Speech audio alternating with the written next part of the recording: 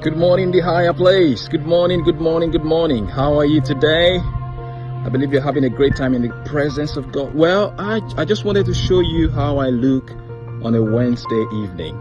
This is how I look. No, I'm just kidding. I just wanted to lay a foundation for what we've got today. You know, we're in this special series called Heroes. Last week we had a beautiful session on Joseph, looking at the life of Joseph. I believe many of you were blessed by that. Today we continue in this series. It's a nice series that God has set before us as we look through some Bible characters. It's amazing because we get to experience many people speaking to us this summer. So for one more time, I'd like you to help me welcome Daniel, because he's going to speak to us again today on a different character called Jabez. Yeah, as you get to experience God's power today, please open your mind and be willing to receive all that God has for you today. My name is Paul Hilo, and I'm the pastor of the Higher Place. Welcome to our guests and welcome to everybody. So can we put our hands together for Jesus as we receive week 2 of Heroes? Come on, put your hands together for Jesus. Amen. God bless you.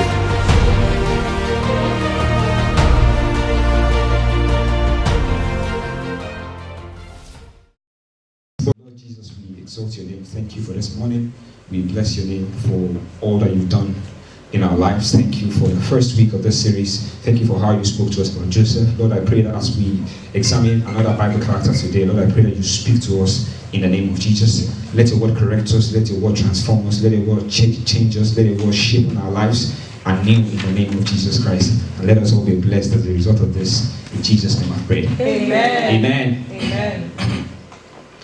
I don't know if this is a general thing, but where I grew up, when you give birth to a child, you don't just name them anyhow. Like, you name them as a result of the circumstances surrounding their birth. I don't know if it's a common thing where we came from as well. So, for instance, if a couple gives birth to a girl, a female child, and maybe prior to that time that they gave birth, maybe while the lady was pregnant, someone in the family died, maybe an elder, a grandparent or a great uncle or something like that. They would call, where I come from, they call that kind of a person Yabo. That means the old woman that died has come again in form of that child. That's just tradition. And then some of us must have heard about Babatunde before. Babatunde simply means maybe something like that happened. Maybe a grandparent, a grandfather had died, and they give birth, maybe a young couple just gives birth to a male child. So they'll say that the father that has gone, the Baba that has gone has come again. So Babatunde, you must have heard that name before. So that's like what happens. Even me, I'm Daniel because they named me Daniel because of the situation surrounding my birth. They named me Olusegun. That means God is victorious because of the circumstances surrounding my birth. So that's like a popular thing. And maybe some of us here too, maybe that if you ask our parents, they had a reason. It's unlike now where, even me now, unlike now where we already have a name for our children even before we see them, even before we get married. Someone like me now, already considering some names for my children. So but then, when you wait, you give it to the child. So with situations surrounding the child, then you name them. So that was the case for someone in the Bible. But for this person, it was a negative experience. It was a negative scenario. The mother gave birth to this person in pain. The mother gave birth to him in sorrow. And as a result of that, he was tagged right from birth. Tagged as a child who brings sorrow. Today we'll be talking about Jabez. We'll be examining the life of Jabez. And the literal, if you look at the footnotes under the New King James Version of the Bible, if you read the footnotes basically all those tiny things that they write below when you're reading your Bible. It says the literal meaning for Jabez is he will cause pain. So that's the literal meaning. So this child is meant to cause pain. The mother gave birth to him in pain, and it's meant to cause pain. That's the literal meaning of the name of his name. But I just want us to see, today, just want to examine what he did with the situation. I would say that he had been written off right from the time that he was born, because no one, I believe, none of us had any friend that is called Jabez. So right from birth, he had been written off. You know, people thought that nothing good could come out of his life. But let's just see what happened to him. He was a source of pain right from birth. But was there a transformation? Was there a change? So his life, see, it was just 2 verses that. The whole story of Jabez was just in 2 verses, not chapters, 2 verses in the Bible, but it speaks volumes. It speaks volumes. Just the 2 verses, and this man, something remarkable was seen about him. You might look at a short message today because of just two verses, but there are lots of things. In fact, we can spend 1 hour talking about when different people come together. We can spend 1 hour talking about his life, right from just these 2 verses. So I just want us to see today. I just want to see what he did with the situation. You know, it is often said that when you are born, you look like your parents. When you grow up, it is likely for you to look like your situations, like your surroundings. For instance, if I was born into a poor family, it's possible for me to grow up poor to some extent. Maybe I don't have access to certain things that I need. But that does not mean that I should die poor. So you are born looking like your parents, you grow up looking like your situations to some extent, but you die looking like your own decisions and your convictions. So Jabez was born as this kind of person that I was written of. He was born as someone who had no future, someone who had no hope, someone who was a source of pain. I can just imagine his mom looking at him and just seeing him in the house and just thinking, when you see some people, it triggers some feelings. So I'm sure that whenever his mom saw him, it triggered the pain, it triggered so many things. But I wouldn't really explain the details of the pain, but we can imagine anything that he was causing. But he made a determination that although I was born in this kind of situation, I'm not going to die in this kind of situation. So the call for us to this morning is that, because I know that people face different kinds of things, but what's that thing? What's that label that life has given us? What's that label that people has given you? What have given you? What's that thing that they've called us?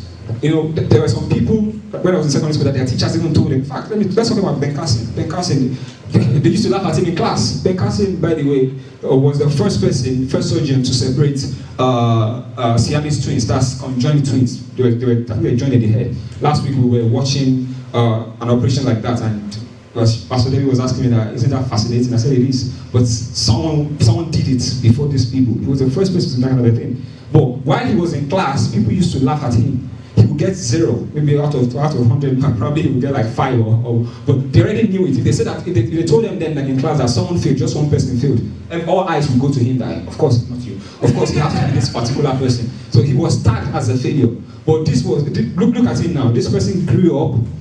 Maybe he grew up as a failure, but he's not dead yet. But he was going to die. He's not going to die as a failure because he has impacted lives. He has influenced someone like me. Because before I went to medical school, I think it was Pastor David, one of them bought one of his books for me, he presented to me, and I read it, and I was so encouraged. So he has inspired a lot of people. So I believe that Jabez, although he was born as a source of pain, he has inspired a lot of people. He didn't allow the situations and circumstances to press him down and just to make him complacent and just relax like that. That's just what we're going to talk about. And I want us to know that we don't have any excuse in life, whether spiritually or in any area of our lives. At times I see some people and I'll be like, last week I was watching a video and there was a particular man who had no legs. But this man grew up to become one of the best boxers that you can have in the world. I don't know how he was going to the gym without legs. He would just hand, that was the only thing he had. He would carry, I don't know what they call that thing, going up and down. That takes you up. You lift yourself up with your body, and I don't know what they call it. Those that go to the gym. He was just doing different things. And I was just looking at it that, wow, this person has no legs, but when was the last time I went to the gym to get fit so I can get some muscle? You know, people need that kind of determination. Yesterday I was walking somewhere around Wimbledon, and I saw this man. I think he had an accident and his jaw has deviated to one side. So that means he can't even talk properly. But this person was playing a musical instrument and was singing at the same time. I was shocked. And he was singing, producing nice notes. So that tells us that we have no excuse to succeed in life. We can blame our parents for all I care, but it still lies within us. Former president of Nigeria used to shout that when he was growing up he had no shoes, but he later became the president of Nigeria, and he did something good with his life. Even spiritually, we can look at Jabez. I don't know if our situation spiritually is so low now, but something can be done, and that's why we are looking at the life of Jabez this morning. I just want us to read 1 Chronicles 4:9-10, and I'm going to bring out 3 points, 3 lessons that I learned from his life. It says, and Jabez was more honorable than his brethren, and his mother called him Jabez, saying, because I bear him with sorrow. You know, they couldn't even wait to tell us a good thing about him. That was if you look at verse 9, Jabez was more honorable. Like after everything that has happened, he was more honorable than his brethren. He was better, if you comparatively, he was better than other people that were around him. Maybe those people were not born that way. Maybe those people, they had a good name right from the beginning, but it doesn't determine their end. Although Jabez had a bad name right from the beginning, but that doesn't define you. your parents can name you peace when you were born, but over time you just go around causing trouble.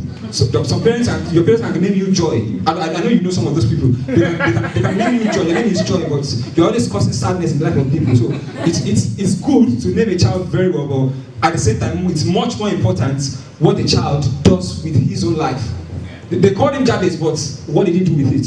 I'm sure they named some other people maybe something nice, but what did they do with their lives? They've not even heard of it at all. So, verse 10. And Jabez called on God. So he saw it. He realized that, okay, they've labeled me, they've called me this. And I need to refer myself to someone else that is better, that can rewrite my story and that can change my situation. What was his prayer? Oh, that thou wouldest bless me indeed and enlarge my coast, and thine hand might be with me, and you will keep me from evil, that it may not grieve me. And God did what? He granted his request. So that's to tell us that whatever we've been called now, whatever we've been named now, whether you're a student and people have given you a different name that you can't succeed in this particular area, know that it has happened to someone before and he grew out of that situation, and you can grow out of that situation as well. 3 things that I learned about the life of Jabez. First of all is the fact that he stood out. He was more honorable than his brethren, than everyone. We're not here to compete in life, but at the same time we can see that he stood out. You know, he would have been someone to look out for. You know, there's some people that you can't just wait to see what they will become in the future because they are so promising. But this one it looked like nothing was going to happen. It's just like the sun suddenly just start seeing rain coming because you didn't see that coming. That was the situation. And another thing, talking about standing out, another thing that I realized is that we're talking about 1 Chronicles 4 now, chapter 4. But if you look at 1 Chronicles chapter 1, chapter 2, chapter 3, I don't know if we've gone through it before, we'll see that it was full of names. Everything that was in chapter 1, chapter 2, chapter 3 was just named. This one gave birth to this, and this one gave. That was everything. When I was reading, I was like, what is this? This thing should end. You can get tired when you just skip saying this begat that, and especially when you're reading King James, this begat that, and that begat that. That's just, you can just want to just skip it, but you would still want to read so that you can read the record that you've read. Just keep skipping it, just keep skipping it. But, so I was just seeing this gave birth to this. Verse 2, they talked about the family, the ancestors of Israel. Sorry, the family of Israel, his children and everything, his family. The third one, the same thing again. They went to Judah in the beginning of. But I noticed something. They were saying, you know, you are almost sleeping and you just said telling you that this happened and this gave birth to this and this. But in verse 9 of that chapter 4, something changed. The approach changed in that story. If you look at verse 9, everything just changed. Let me look at my verse 8. Cos was the father of Anob, Zoba, and the families of Arad, his sons. You know, even those names at times, some you can't even pronounce them. So that was what. That's what you can find in 1 Chronicles 1, 1 Chronicles 2, 3, and even the beginning of 4. But verse 9 and 10, it changed. They would have just said, and whoever gave birth to Jabez, and just moved on. And then Jabez, if he ever gave birth to someone, then Jabez gave birth to this. But they had to pause. They said, no, this one is different. We have to say something. We can't just mention him. This one is different. We have to say something special about it. And that really speaks volume to me. That means that when our life matters, even when they are listing names of people that did something, they can't just even just brackets, put something in front of it just to describe us. So another thing is that what will you be remembered for in this life? Would they just mention it that when you are talking about the people that came to earth, Daniel was part of them? Or what would they say about Daniel? Daniel is in this church. When you are listing members, maybe they are writing it. I don't know. I think we should have a list of members on paper. But once the pastor sees this name, what will you remember about this person? We just see Daniel, Shola, Shegun, Sam, and just be going. But when he sees Sam, what's he going to think about Sam? When he sees Daniel, what's he going to think about Daniel? Same with God. God has plenty of children, but when God is thinking about it, he always thinks about us. So when God is thinking about his children, we just think about us in passing, or will something strike him, jump out at him when he sees your name. So that's one thing that I learned about him. He stood out.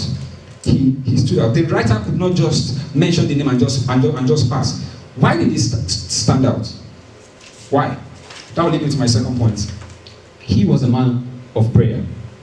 He was a man of prayer because he was a man of prayer.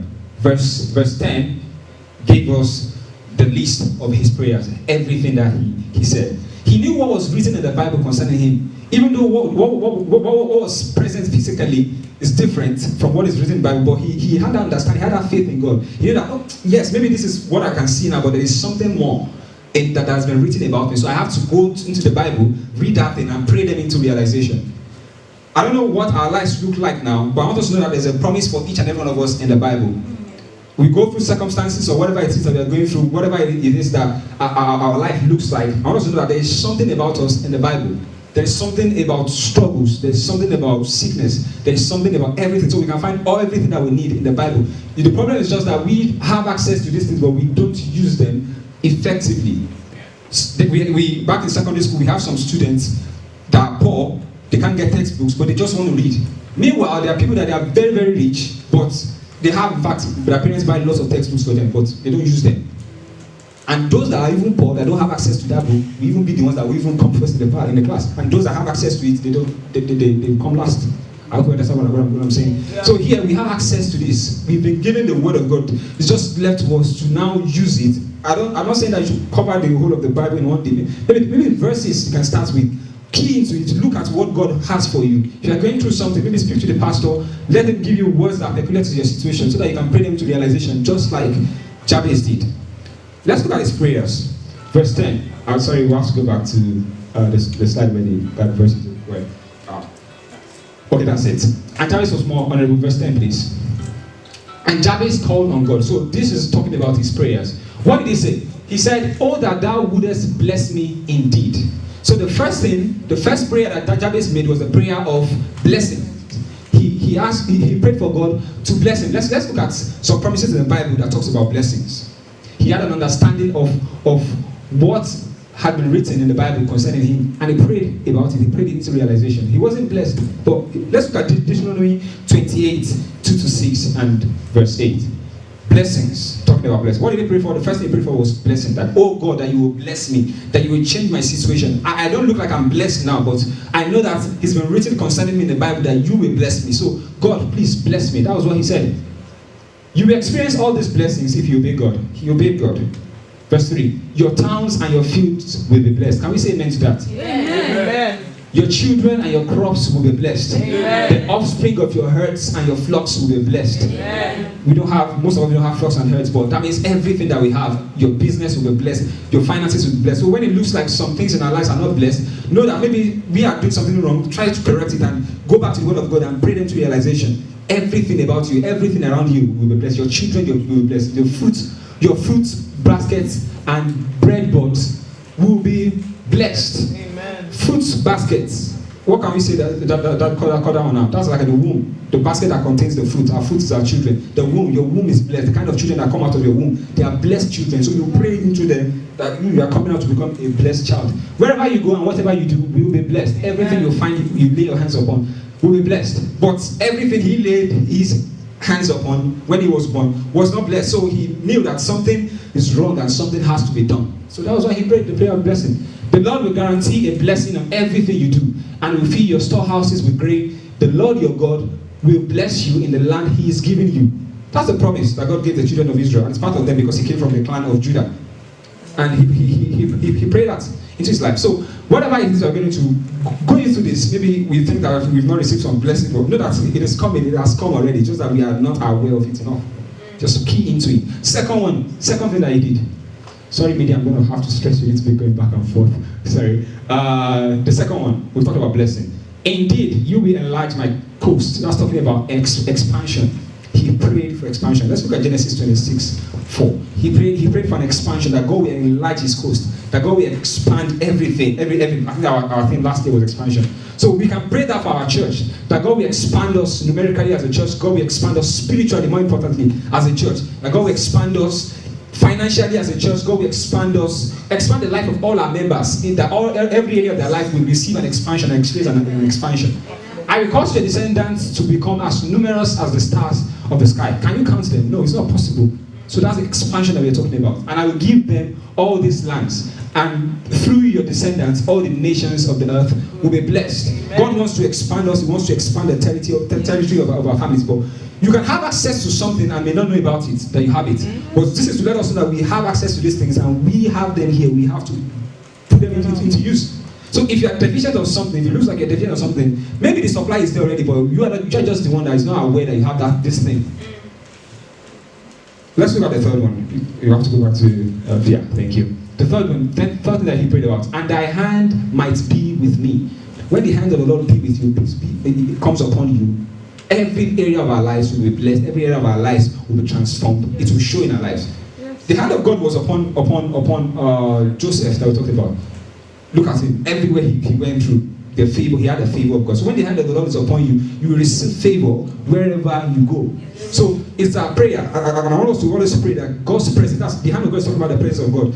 Let us always pray that the presence of God will be with us. His hands will be with us. Genesis, you can see the promise in Genesis 28:15. That was when Moses insisted that if God wouldn't follow him, that he's not going anywhere. So God is looking for those kind of people that will be so dogged and so adamant positively that I'm not going anywhere unless your hand is upon me, unless your presence goes with me.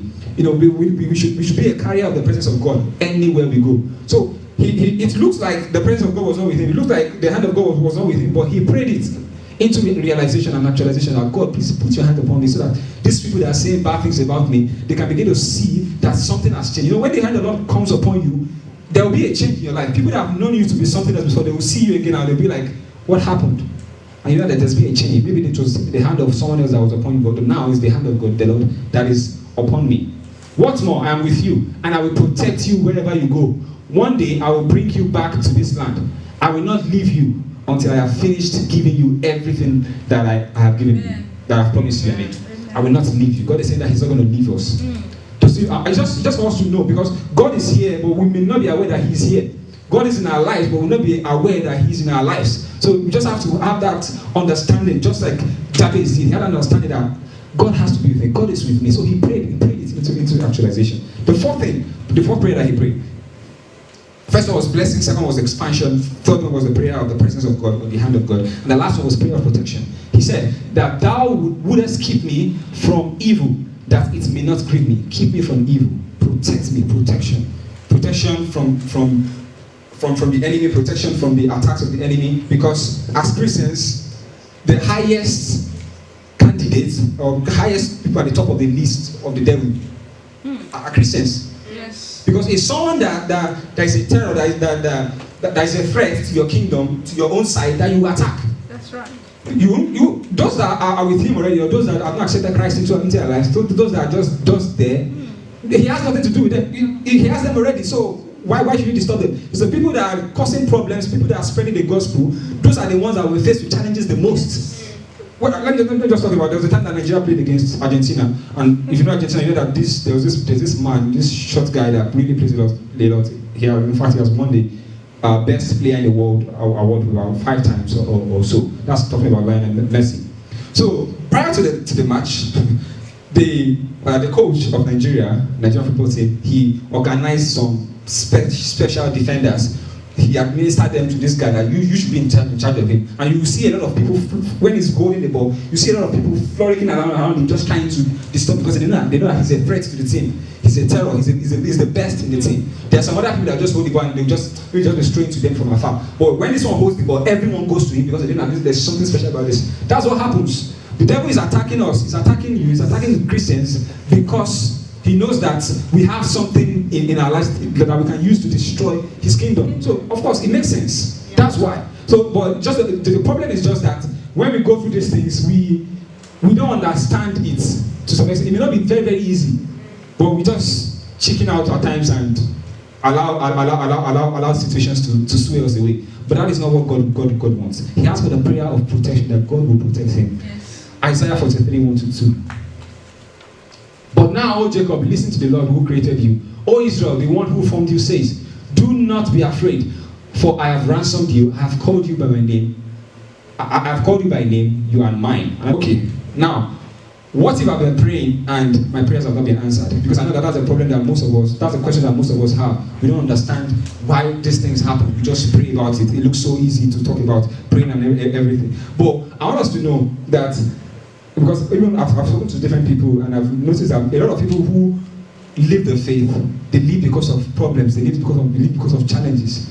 Maybe, for instance, Isaiah once was asking his dad for a car now. and God says that, okay, give me some time. I can't give in. If you start right, it's going to destroy you. So timing, God works with timing at times for some certain things. But while we are waiting for those things, the devil can bring, maybe his dad wants to give him a Range Rover, for instance, but the devil can bring a B2, not the new one, the old one, 90 whatever, B2, and just pretend, you want a car, okay, this is a car, and then he'll be excited. Meanwhile, there's something big that God wants, so he will, that his dad wants for him. So he will understand, he will think that his dad is not capable to give him that thing because he has seen a B2. Meanwhile, his dad has a Range Rover in store for him, but the time is not just right.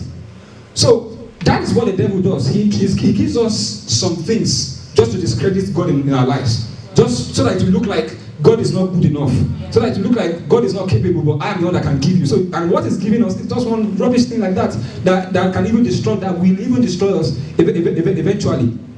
So I just want us to understand this, that we should be patient. I have things in my life that I've been praying about that it looks like doors that are for heaven are closed. Everyone has things in our lives that we are praying about. But that does not mean that we should stop. The Bible did not tell us how many times Jabez prayed about this situation in the Bible. But I know that he kept on praying. He prayed consistently. The Bible says that we should pray without ceasing. That means pray without stopping. Just keep praying. When it looks like it's coming out, at least we are Christians. So we should be able to exercise faith to some extent. It's not easy, I know. But continue. Pastor Paul shared with us the experience they had when they were waiting for Isaiah. What do you think they would have been thinking about? You come to church, you preach, and you go back home, you pray about something, it looks like it's not coming. But that does not mean that God has God not done it now? Yeah. He has done it. But then, let's say they are leaded to the advice of the devil and maybe gone somewhere. If people do it, they go to marine spirit and those kind of things to get children. So they will get the kind of children that look like the B2 car. Meanwhile, God has Isaiah, which is a Range Rover, to give it to them. So it's just for us to understand that God has plans for us. But when we rush too much, we will enter into a ditch, into problems. So Jabez understood this. That was why he ran to God and prayed to him consistently, and there was a change in his life. He still answers prayers. It's just that we ask less these days. He's still in the business of answering prayers, just that we don't ask enough. We don't ask. He said, if you, being evil, can give good things to your children, how much more your Father in heaven?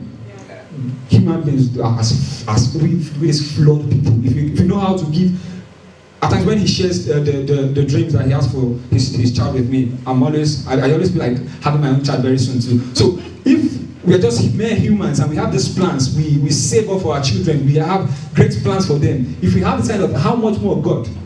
So I want us to know that, I know that a lot of people, almost everyone in this house has something that you're praying about that has not been answered. But I just want us to know that we should wait and don't hurry. And don't say because of that, I'm just going to leave. That God is not worth it. He's worth it. Just wait for some time. Well, what's the point? If you're supposed to wait for 10 hours and you waited for 9 hours and then you run out, just one hour left. That's the first thing that I saw under the prayer, that he prayed. And I want to know that prayer is a sign of humility. It's a sign of dependence on God. That I depend on you, that I can't do it. Because that means prayerlessness is pride to some extent. It means that I can fix it myself. God, I don't need you. I don't know who was telling me. Someone was telling me that he went for evangelism and he was talking to someone, and this person said, why do I need your God? I have a car, I have a good house, I have a good, great job, I have this, I have that. Then why do I need your God? I don't need your God. That's what a lot of people say. That's what a lot of people think. But should we limit God to finances alone? Should we limit God to physical things alone? Things that the devil can give. The devil is the prince of this world, is the king of this world. So, of course, he should be able to, everything should be at his disposal. So, the fact that it looks shining and bright for someone doesn't mean that the person is right with God. So we shouldn't just limit God, because I know that these are the things, job, work, money, everything, these are the things that challenge us, and we just conclude and say that there is no God. There is more to that. We just have to understand. God, what's that little? Money is very little before God. He can do it. But he's training us for some certain things. So we shouldn't just wait. The devil, he has everything. He can give you. He can give you. So he's a counterfeit. He can just give you some fake things. So it's just for us to wait on God and understand that he can do it. And he's going to do it. So prayer is a sign of humility. And he was humble. You can put down under he was a man of prayer. He was humble because he prayed.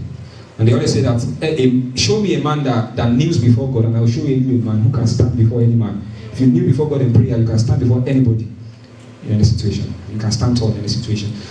Yeah, he was a man of prayer. Another thing I saw there is that, still on that prayer, is that prayer changes you.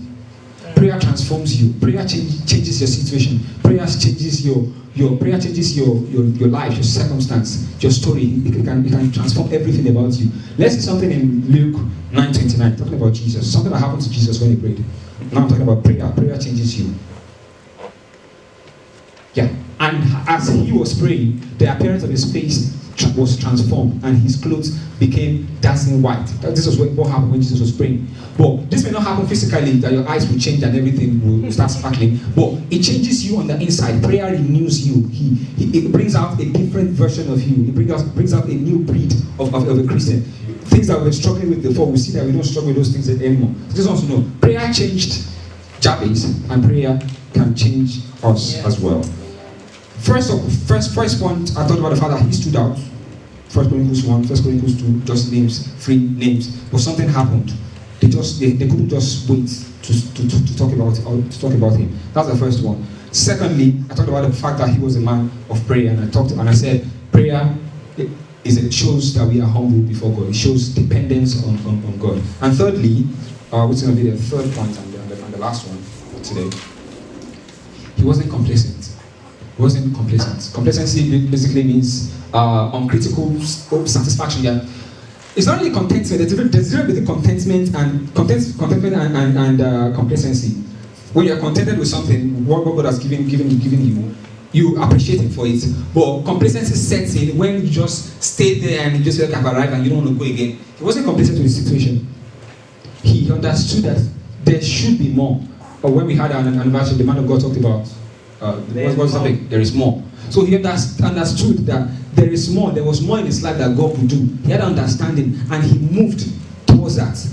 He was aware of the situation around him. He was aware of the fact that God has plans for his life, and he didn't just remain in that position. So, are we complacent with our lives? That's a question. That's my question for us. Am I complacent with my spiritual life? Do I think that? And I want to know that complacency is what brings lukewarmness. It's what leads to lukewarmness. Because like, I've done it, I just pray once a day and I go to church once a week, and that's it, that's okay. We will see that if you are complacent and you start becoming lukewarm, and when you are lukewarm, you start drawing back slowly, gradually. Just like when you unplug an iron, it doesn't go cold immediately. It's gradually. So complacency can bring in lukewarmness. Complacency can bring in coldness. So God does not want a church that is lukewarm. God does not want a church that is complacent. So everything that we've achieved, we shouldn't just sit down and relax and say that we've arrived. No, there is still more ground to cover. Was it Joshua that God was saying that look ahead, look at everything, that there are still more grounds that you can cover? So I want us to know that there is more ahead of us. There is more in our family. Don't be over-satisfied with what you have in your life. And let there be contentment. Praise God for what you have. But at the same time, push for more. He told us, the pastor that came, he said, there is more. There is more in this church. So God wants us to push more. Put in more passion, put in more energy, put in more zeal in the hand of God. Whatever the Bible says that whatever your hands find it to do it well. So whatever we are assigned to do in the house of God, do them well. Whatever we are assigned to do in our lives, do them well. He was not satisfied with his situation, and everything was changed. I want us to know that change begins with identification and recognition. When you identify something, you identify a problem, and you recognize that this is a problem, change will come. He recognized that he was a source of pain to his mother, to everyone around him. He recognized that problem, that okay, this is the problem, and he was able to deal with it. He wasn't complacent. I don't want us to be too relaxed, especially spiritually. I don't want us to be too cold or lukewarm or just. I know that a lot of things in the world can sway us away. It could have been swayed away it could have been swayed by the challenges that he faced. But no, he had that determination. He was not satisfied with that situation. You know, some people, they can be on a low ground and you just see that they're just comfortable with them. You know, people can be comfortable in poverty. People can be comfortable in mediocrity. Complacency is what leads to mediocrity. You're just there. You just have no highs, no lows. You're just in between like that. Complacency is what can lead to all these kind of things. And you just be wondering, why are these people so... But you see it when you look at... When you are above them in thinking, you'll be like, why are these people like this? You're almost crying for them, but they're just satisfied in that condition. There are a lot of people that are satisfied in mediocrity, spiritual mediocrity, nominal Christianity. God does not want that for us. God does not want that for us. He wants us to be changed. He wants a transformation for our life. He wasn't complacent. So it's just a call for us this morning. Don't be complacent to your spiritual life. Don't be complacent with the situation in your family. Don't be complacent with the situation around you. We can think that we can't fix it, but God, of course, we can't fix it. So we should run to God. The way he prayed, run to God. I want that kind of anger, and I believe that that's what God wants. That kind of anger from within, that we are just like, this can't be it. Like, how can my spiritual life just remain like this? How can I just keep falling into this sin over and over again? This can't be it. We just need to keep praying, like, and have that zeal inside of. But Bible says that blessed are those that hunger and thirst after righteousness, for what? They will be filled. That hunger. So that should be our prayer. That God will give us that kind of hunger, that kind of zeal to just want to see things change. I believe we've seen people like that. They're just passionate. They can't just wait. It makes me feel somehow at times when I just see people, when we just relax in wrong situations and we just say things like that, like we just like fold our arms and just like accept as faith. No, that's not the faith of God for us. That's not what God wants for us. Something can shift. Something can be done in our spiritual life. Something can be done in our situations, in our circumstances. Remember those people I talked about that have no, the man I talked about that has no legs, but he was able to do something about it. He could have been complacent about it. I've seen some beggars in Nigeria. I don't mean to demean them, but I've seen some people that they don't have legs like that, but what they do is just to beg for arms. I'm not blaming them, but and at the same time I've seen people who are lame at the same time, but they are doing something strong even in their condition. So that's two people, the same condition but different results. Yes. So I just want us to think about it. We can have the same condition with people, but the decisions we make in our conditions is what will bring out the results. Yes. We are all human beings. We all come to this world, but not everybody will go to heaven. That's the truth. God wants us to go, but not everybody will go to heaven. Why? Because of our decisions that we've made on earth. Remember, you are born looking like your parents, but when you die, you look like your decisions and your convictions. Jabez was born as a mediocre. He was born as a failure.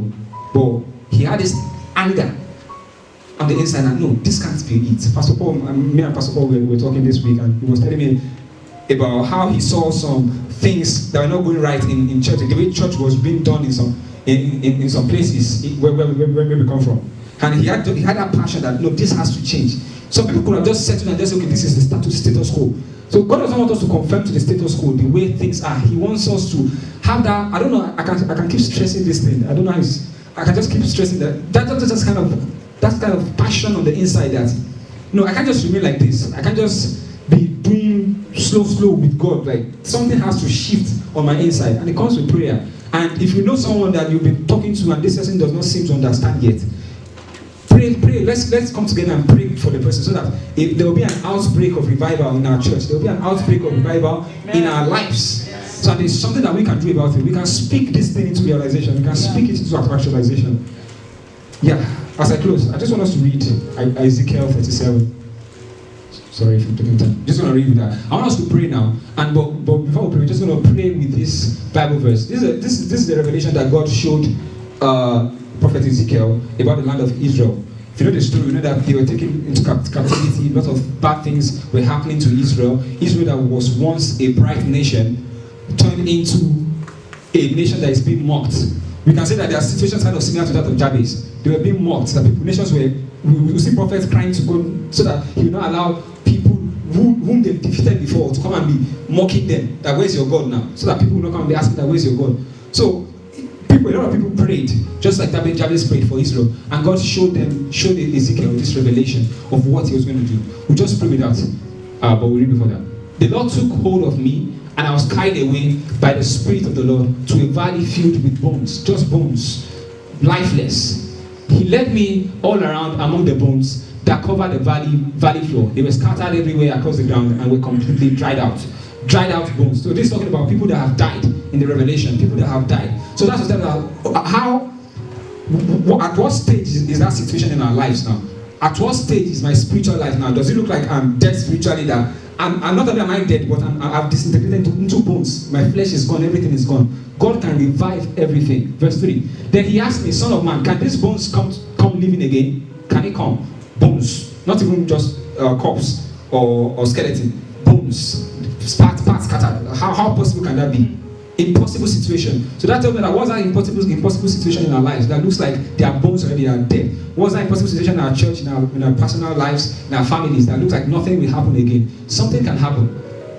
can they come living again? Then God asked him, and he replied, "Oh sovereign Lord," I replied, "you alone know the answer to that." You know, when they ask you some things at times that you're supposed to say yes or no, but when you know that the situations are so bad, you're like, only you ask God for me. It's only only you know. So that was what he was saying here. That means that he didn't say no. That means that he understood who God is, what God can do to some extent, and at the same time, it's like his spirit and his body were telling him different things. His body is telling him that no, this thing is not possible. Spirit is saying, I understand God and this thing is possible. So in between, only you know it could be possible. Then he said to me, speak a prophetic message to these bones and say, dry bones, listen to the word of the Lord. Speak.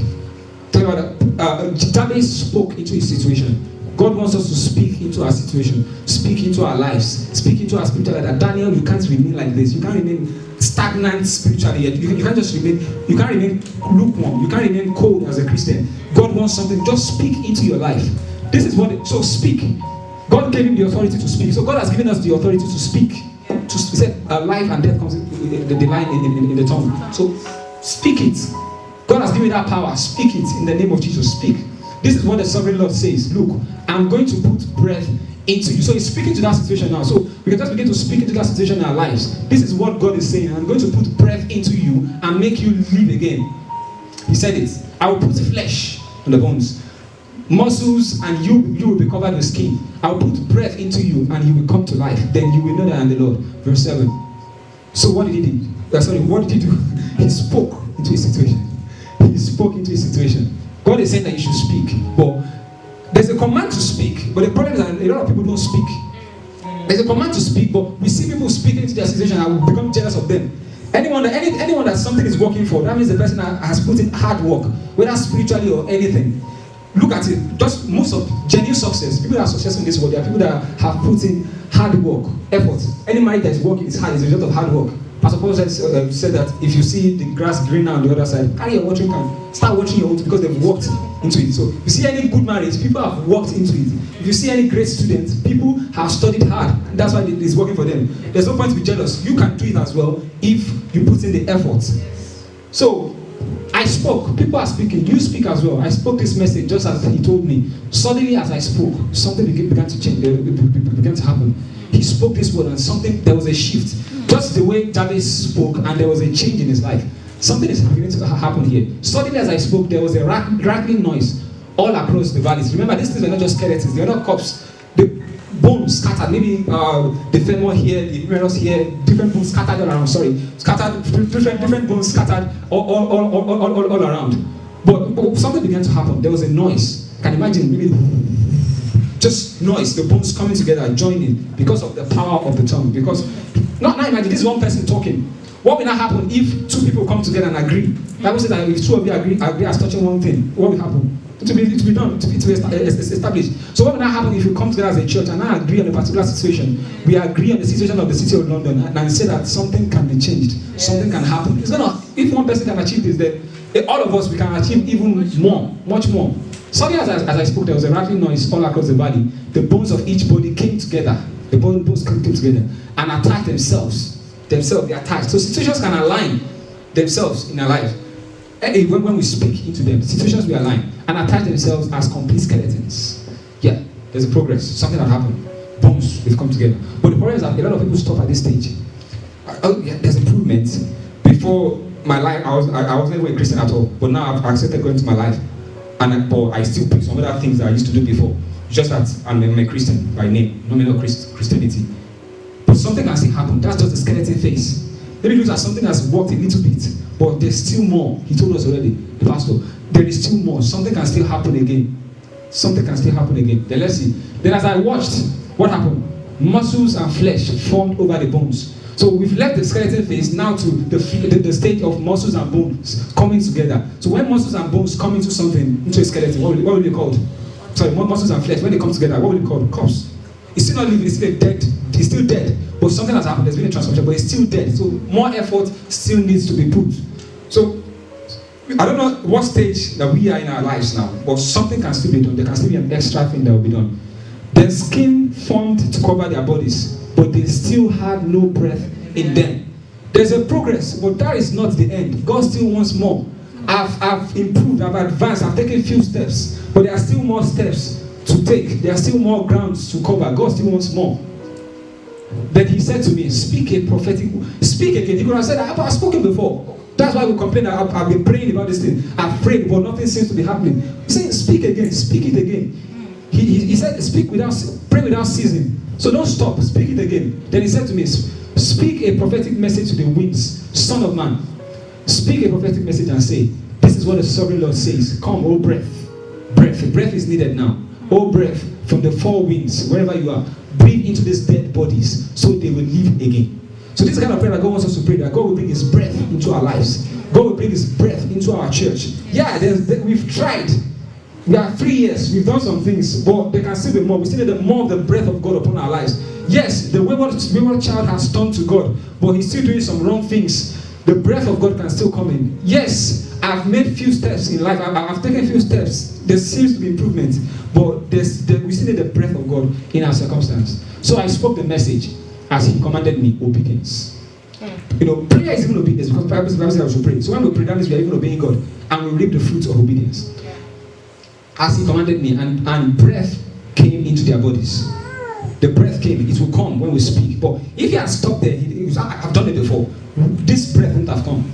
They all came to life and stood up on their feet. A great army.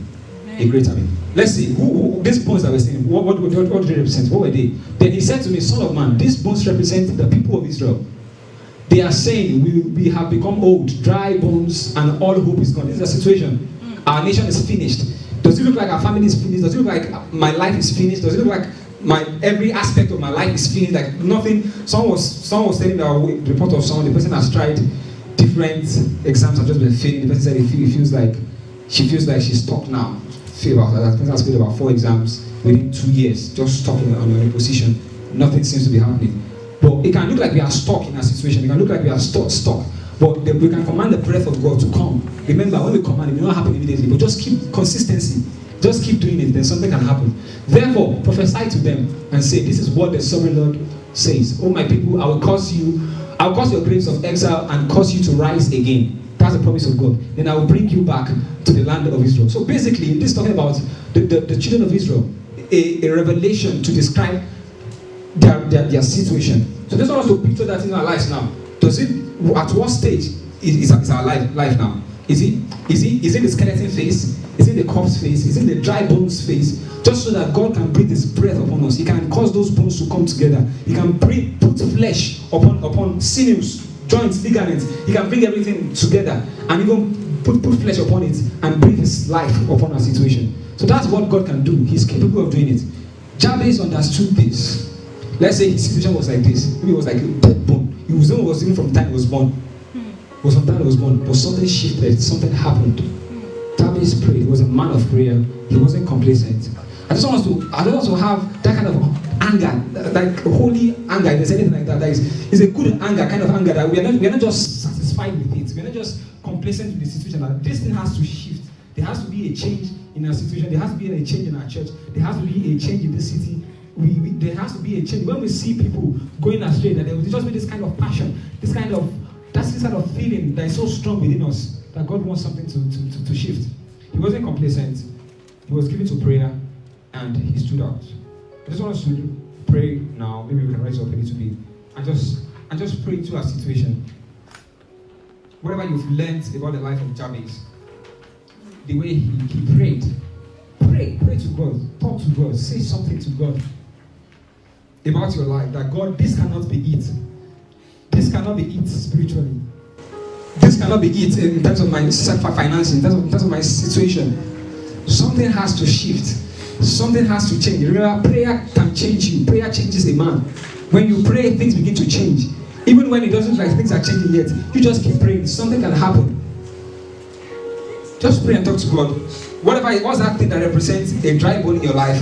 What's that thing that represents a dry bone in different sectors of your life, different areas of your life? What's that thing that represents the dry bone? Let it come alive. The song says, we call out to dry bones, come alive. Up out of the ashes, let us see an army rise. Let's pray for a transformation, that God will transform us from that bone face, from that skeleton face, from that corpse face, into the face of life. That God will breathe His breath upon us, breathe His breath upon our situation. Talk about those things that you've been praying about. Mention them to God again. This thing, God will breathe your breath upon this area of my life. Breathe your breath upon this church. Let it be an outbreak of a revival in your church in the name of Jesus. Let things that seem that look like they are dead, let them come to life again in the name of Jesus.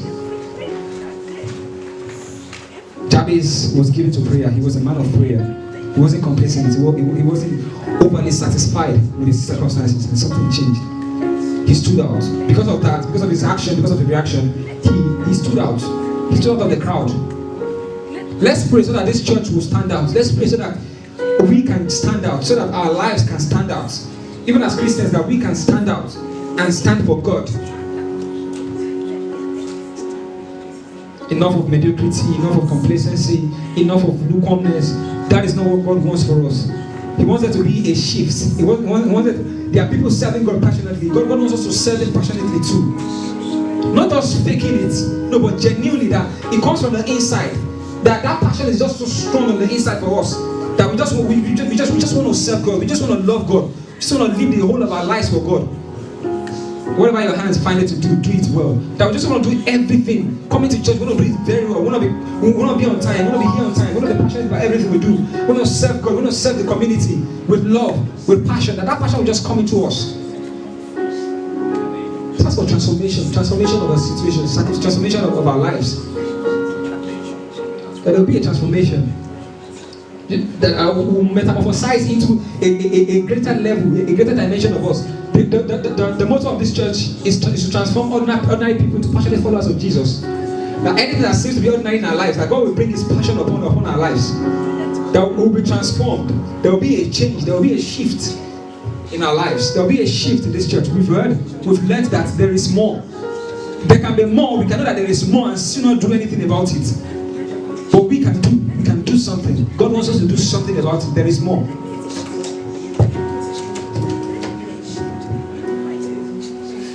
In the name of the Lord Jesus, God, we thank you. We thank you, Lord, because you are a God that can change the situation. We thank you because you're going to change our situation. We give you praise, we give you glory.